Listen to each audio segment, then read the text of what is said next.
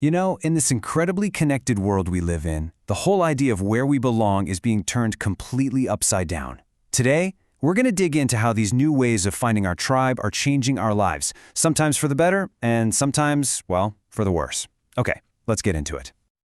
So let me just start with a question for you. Where do you really belong? I mean, is it the city you grew up in? Is it the company you work for? Or is it maybe some online group with people you've never actually met face to face? It's a tricky question, right? The answer just isn't as clear-cut as it used to be. And this slide, this really just nails the whole shift. I mean, think about it. It wasn't that long ago that belonging was all about geography, your town, your street, but now it's so much more fluid. Our sense of who we are is getting tied up in our hobbies, our jobs, and yeah, the digital spaces where we spend our time. So, because of this massive shift, we're seeing these totally new kinds of communities pop up. You can almost think of them as modern tribes that don't care about physical borders. And what's really fascinating is how these new tribes start to overlap and mix together in our own lives. We can basically break this new landscape down into four main areas: digital, professional, cultural, and environmental belonging. Each one is a different way we connect with people, but you're going to see they're almost never separate from each other. So first up, we've got digital belonging. This is all about those virtual communities we're a part of. Social media groups, gaming guilds, you name it. For a lot of people, the friendships they make there feel just as real, sometimes even more real, than the ones they have in person. It's this powerful shared identity with people who could be thousands of miles away. Next is professional belonging. Our jobs and our skills create these really strong identities. I mean, for a software developer working remotely, their truest community might be a global network of other coders. And see, here's where it gets interesting. Someone working in green tech, they might feel a strong pull to both their professional tribe and an environmental one. Then you've got cultural belonging. This is all about connecting over stuff you just love, things that have no borders. Think about being part of a massive global fan base for a TV show or a style of music. It's a bond based entirely on a shared passion, and it often jumps from the digital world to the real one, like when fans get together for conventions. And finally, there's environmental belonging. This one is newer, but it's growing incredibly fast. This is where people connect over shared values about protecting the planet. This tribe is united by a mission, and that shared purpose often drives them to organize and take real-world action on a global scale. So, we have all these incredible new ways to connect, to find our people anywhere on the planet.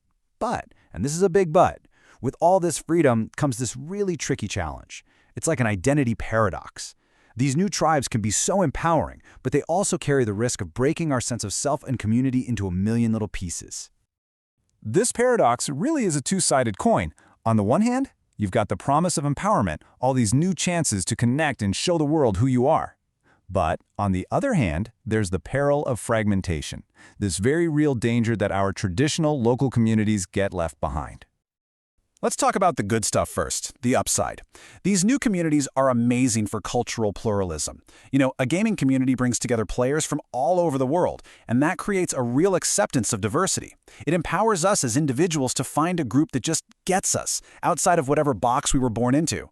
And of course, when you mix all these different ideas together, you get some incredible innovation. But yeah, there is a downside. This can lead to what you might call identity fragmentation, where someone's bond with their hometown just fizzles out because their real social life is all online. That brings the risk of social isolation, of getting so wrapped up in virtual worlds that we forget about the people right next door. And in trying to fit in with all these global groups, there's a danger we might over-adapt and lose the very things that make our own local culture special. So, the million-dollar question is, how do we deal with this? How do we get all the benefits of this new world without falling into the traps? Well, it all comes down to consciously finding a balance. And the source material actually lays out a pretty clear three-step approach. First, you have to integrate the old and the new. Hold on to your roots, but stay open to those global connections. Second, you have to actively build bridges between your different identities. And third, and this is a big one, you have to really enhance your critical awareness. Be mindful about how these different groups are shaping you. At the end of the day, what we're really talking about is completely redefining what home even means. It's not just a dot on a map anymore. And that brings us to the final and maybe most important takeaway. This quote just says it all, doesn't it? The point isn't to pick a side, to be a local person or a global citizen. The future, the healthy way forward, is to thoughtfully weave all of these different threads together to create an identity that's richer, more complex, and a lot more true to who we are. And that leaves us with one last thing to think about. As these digital, professional, and cultural tribes keep changing and growing, what is belonging even going to look like for the next generation? What kind of world are we building for them to belong to?